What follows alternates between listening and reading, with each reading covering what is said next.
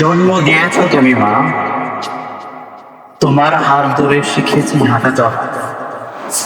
তোমার সেই সন্তান আজ বক্তে কোরআন, মহাগ্রন্থ আল কোরআন ধারণের দুঃসহ দেখিয়েছ। মা, তোমার দোয়া যেন থাকে আমি।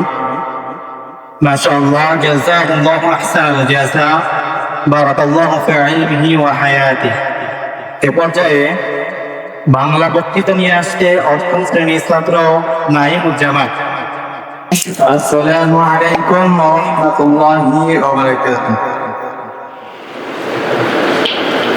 إن الحمد لله وحده والصلاة والسلام على من لا نبي بعده أما بعد فأعوذ بالله من الشيطان الرجيم بسم الله الرحمن الرحيم ووصينا الإنسان بوالديه إحسانا إلى آخره শুধু প্রশংসা আদায় করছি সেই মহান রব্বুল আলামিনের প্রতি, যিনি আমাদেরকে সুস্থ রেখে সুন্দরভাবে আজকের এই প্রথম সাময়িক পরীক্ষার ফলাফল বিতরণ অনুষ্ঠানে উপস্থিত হওয়ার তৌফিক দান করেছেন। সকলে বলি আলহামদুলিল্লাহ। লাখো কোটি দরুদ ও সালাম বর্ষিত হোক সেই বিশ্ব মানবতার মুক্তির দূত ও জাহানের সর্দার প্রিয় নবী হযরত মুহাম্মদ সাল্লাল্লাহু আলাইহি ওয়াসাল্লামের প্রতি। সকলে বলি সাল্লাল্লাহু আলাইহি ওয়াসাল্লাম।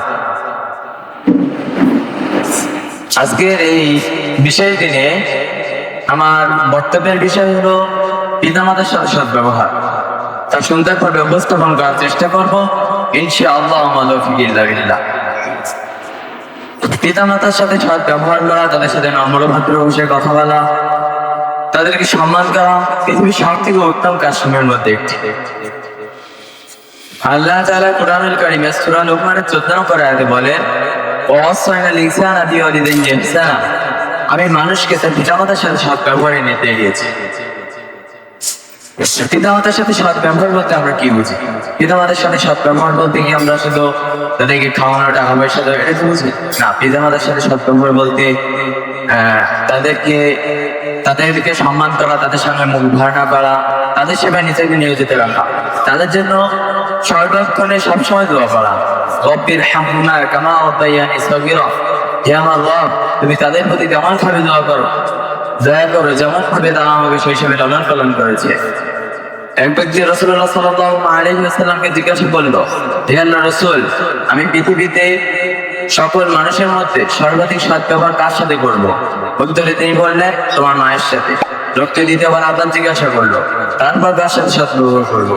তিনি উত্তরে আবার এক কথা বললেন, তোমার মায়ের সাথে। লোকটি তৃতীয়বার আবার জিজ্ঞাসা করলো, তারপর কার সাথে সৎ ব্যবহার করবো? উত্তরে তিনি আবার এক কথা বললেন, তোমার মায়ের সাথে। লোকটি চতুর্থবার আবার জিজ্ঞাসা করলো, তারপর আমি কার সাথে সৎ ব্যবহার করবো? উত্তরে তিনি বললেন, তোমার পিতার সাথে। অতএব উপযুক্ত হাদিস থেকে স্পষ্টভাবে বোঝা যায় যে আমরা যদি পিতামাতাকে সন্তুষ্ট রাখতে পারি তাহলে আমরা আল্লাহর সন্তুষ্টি অর্জন করতে পারবো। যদি পিতামাতা আমাদের থেকে কষ্ট পান তাহলে আল্লাহ তাআলা আমাদের থেকে কষ্ট পাবে। তাই আমাদের প্রতিটি সন্তানকে মনে রাখতে হবে যে পিতামাতার সন্তুষ্টি অর্জন করে আল্লাহ তাআলা আমাদেরকে জান্নাতে যাওয়ার তৌফিক দান করুন। আমিন ইয়া রাব্বাল আলামিন। ওয়া আখিরু দাওয়ানা আলহামদুলিল্লাহি রাব্বিল আলামিন। আসসালামু আলাইকুম ওয়া রাহমাতুল্লাহি ওয়া বারাকাতুহু।